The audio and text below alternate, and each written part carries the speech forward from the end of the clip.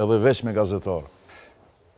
Mendoj që jemi të shku pak tek programet të cilat natyrisht janë të rëndësishme, por që zërë që po ju vjen randi edhe me jetësu edhe për shkak të problemeve që kemi pas të natyrës mbase edhe teknike, për shkak që dihet në rast se nuk i kemi mbi 50% të ndonjë parti që mund ta bëj vetë kryetarin e parlamentit edhe qeverin me 61 vota, mund ta kemi problemin që të shkojmë në zgjedhje për shkak të mos konstituimit të kuvendit, meqense kemi afate të reja përcaktuese prej gjykatës kushtetuese dhe më pas shfaqet një problem edhe më madhor që është që nuk dihet se kush do ta ushtrojë detyrën e presidentit apo presidentës, meqense zoni Haxhiu i ka vetëm 6 muaj për ta bërë këtë dhe nuk ka ndonjë përcaktim se çka ndodh nëse kalon ky mandat dhe nuk kemi një kryetar të ri të kuvendit që mund të bëhet ushtrues detyre. A keni ju të qartë se çysh zgjidhet kjo pikë, ky problem në rast se vjen, meqense dihet që tash po hym pothuajse 2 vjet të bllokadës, edhe ma nuk është ndonjë befasi nëse arrim edhe tek një pikë që se kemi të paraparë në kushtetut. Meqense me aq sa dim na nuk ka ndonjë përcaktim se çka ndodh nëse kalon 6 muaj shi ushtrimit të detyrës së presidentes. A është 6 plus 6? Rëndësisht që kryeministri në detyrë nuk ka afat skadencë. Kryeministri në detyrë me 2.5 e ka tejkalu një mandat të vetin, kështu që 2.5 që i ka zgjatë shumë, mund të zgjatë edhe 3.5 që ose 3.1 nuk e dine se mund... Unë nuk shof asë një loj pengese në konstituimin e Kuvendit të Republikës duke respektu vullnetin e qytetarëve, sepse nëse pranohen zgjedhjet në Kosovë, zgjedhjet janë pranuar gjithmonë, konstituimi i Kuvendit hyn në afate ligjore dhe dihet partia e parë çfarë roli ka dhe parti tjera çfarë kanë. A votoni një kryetar parlamenti? Nëse nuk ka marrëveshje, mundet me ndodhë sipas detyrës edhe ndarjes kushtetuese, asnjë problem nuk. A duhet pasur marrëveshje për kryetar parlamenti, për president, për kryeministër në një pako?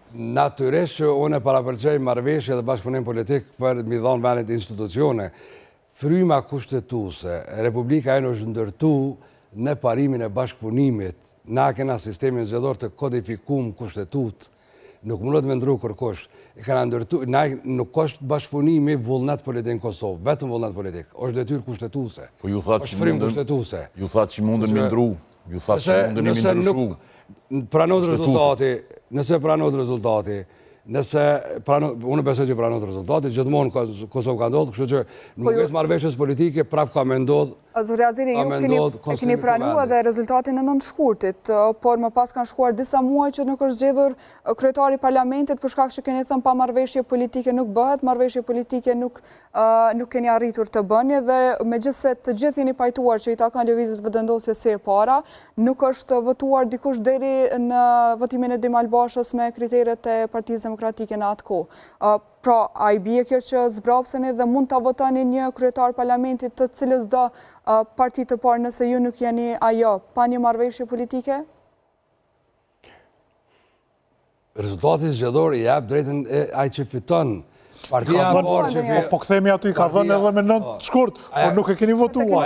Vetja është tash a votani. Aja situatë ka prodhu vitin e kaluar me atë rezultat. Sepse o zgjedhi 2 Sa i radha keni përcaktim? Tash natyrisht parimi i atij që fiton i takon kryetari i kuvendit, edhe në mungesë të marrëveshjes politike. Pra ju e votoni? Duhet me mendu partia e parë, a don me dhënë shtetit institucione krize. Është pa mjaftueshme mu zgjedh kryetari i kuvendit nëse nuk i vota për president edhe për qeveri manej. Kjo pyetje bardhëze, a boni ju nëse se boni këto, nëse se boni ajo, ti prapë ushqen krizën politike. Në Kosovë nuk ka bllokat politike. Në Kosovë ka krizë politike e cila në mungesë bashkëpunimit e prodhon partia e parë. Unë vazhdoj me besu, me qujt, është mos menaxhimi i suksesit. I merr 42%, nuk e menaxhon suksesin tonë. I merr 51%, nuk e menaxhon suksesin tonë. Kjo është mos menaxhimi i suksesit. Tani, a ma voton ti mu, kjo është politika aktit krym. Unë e du kryetarin e kuvendit, votom atë se do shma votu. Unë e du presidentin, votom asë unë e du. Se nuk ndodhë, do me thonë. Zote Azir, unë këtu i shoh 2 opcione. Opcioni i parë është taj që e kom përmen 2-3 herë këtu, është që këtu nuk janë zgjedhje, po është një sondazh institucional që organizon KQZ me një mostër gjithëpërfshirëse komplete.